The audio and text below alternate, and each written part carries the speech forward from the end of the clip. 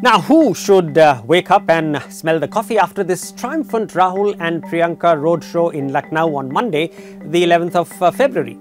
Did you say Prime Minister Modi, Amit Shah, Yogi Adityanath? That's too obvious. That's just too obvious.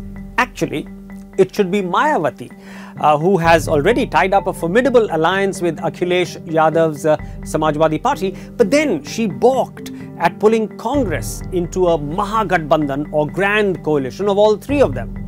Her logic, and this logic applies before the Congress show of strength, may have been intelligent. With a weak leadership in Uttar Pradesh, the Congress could never convince its committed voters to transfer en bloc to her Bahujan Samaj Party BSP.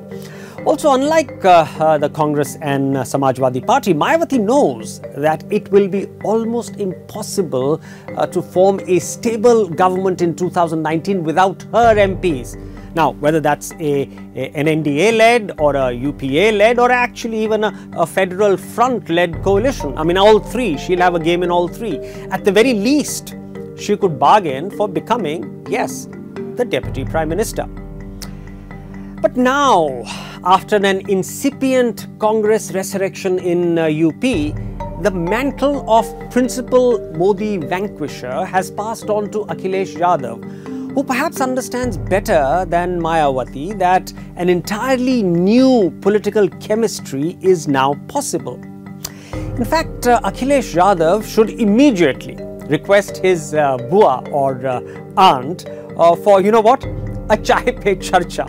You know, that's a conversation over tea. You know how iconic this political maneuver was made by Prime Minister Modi in 2014. And at that chai pe charcha, Akhilesh Yadav should make a PowerPoint presentation of the following 10 political facts. 1. 2014 was a black swan election, so we should not ignore the lessons of 2009 when Congress had won 21 seats, ahead, mark that, ahead of BSP and BJP, but just a whisker behind Samajwadi Party, and they had a 20% vote share. Second point, Congress had recovered 6 percentage points, that's up from 7% to about 13% even before Priyanka's induction. Now, every vote count from the urban elections of 2017 or even the recent poll surveys, all of them show that Congress vote is at over 12 to 13% in UP. But after Priyanka has taken charge of East UP, this could conceivably swell right back to the 20% logged in 2009. So it's critical to read the chai patti, I come back to that, the chai patti, the tea leaves of the 2009 election all over again. PowerPoint number 3, Congress footprint in AWADH. Even in the decimation of 2014, yes, even in 2014, Congress got nearly 18% of the vote.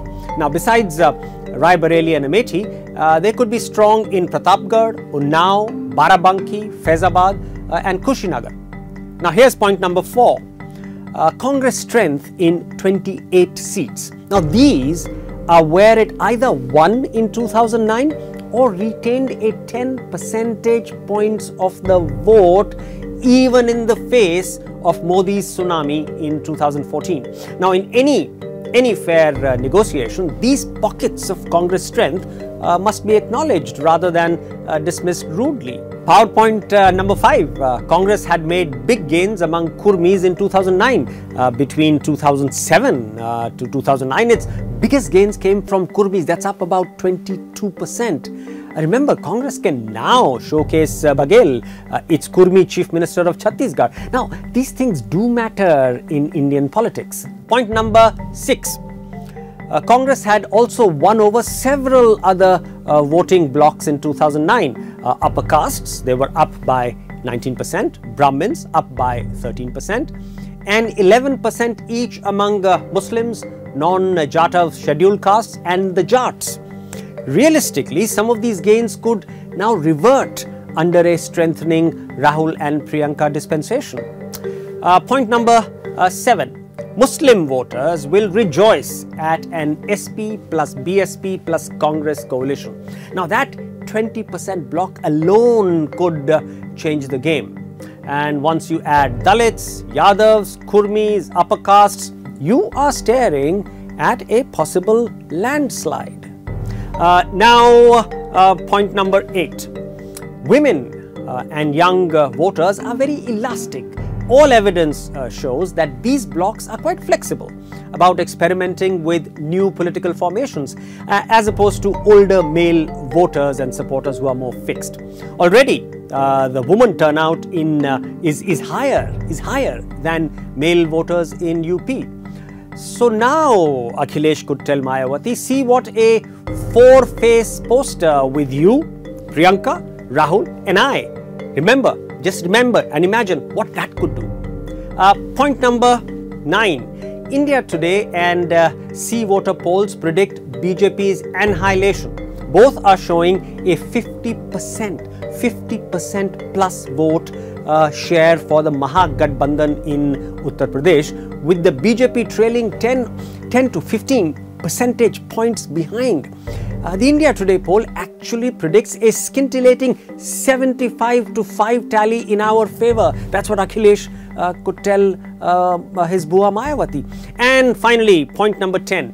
An MP in hand is better than two in the bush. So finally, Bua, if Congress fights separately, both of us could win about 20 to 25 seats apiece. Remember, this is Akhilesh telling Mayawati. But if we give the Congress a respectable 22 odd seats to fight on, we will be assured of 30 seats each.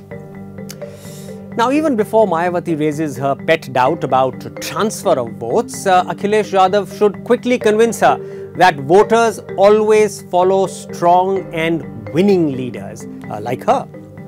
And now that the Congress too has got Rahul and Priyanka, they will be able to tell their supporters, please vote for our partners because that's the same as voting for us. And this time, their supporters shall believe them. So now, finally, what will be Mayawati's response to this hard 10-point pitch by Akhilesh Yadav? That is a billion vote question.